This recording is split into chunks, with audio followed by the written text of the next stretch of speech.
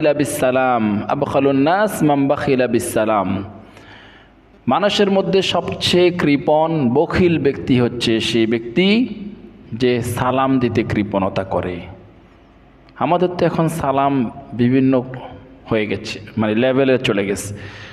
Chairman সাহেব উনি সালাম দিবেন না, কারণ উনি চেয়ারম্যান সাহেব, মানুষ ওনাকে সালাম দিবে। তারপরে এরকম অনেক ক্ষেত্রে আছে।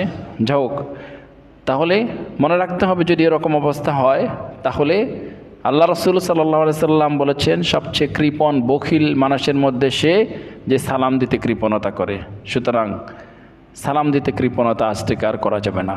মানুষকে বেশি বেশি করে আমরা সালাম দিব। আমি এখন আপনাদের সবাইকে সালাম দিচ্ছি। আসসালামু আলাইকুম ওয়া রাহমাতুল্লাহি ওয়া বারাকাতুহু। সালাম দিলে কিন্তু অবশ্যই তার জবাব দিতে হয়, এটা কিন্তু আমরা সবাই আশা করি ভালো করে জানি। সালাম দেওয়ার পরে যদি সালাম কেউ জবাব না দেয় তাহলে কিন্তু সে গুনাহগার হবে। এই জন্য সালামের জবাব দিতে হবে।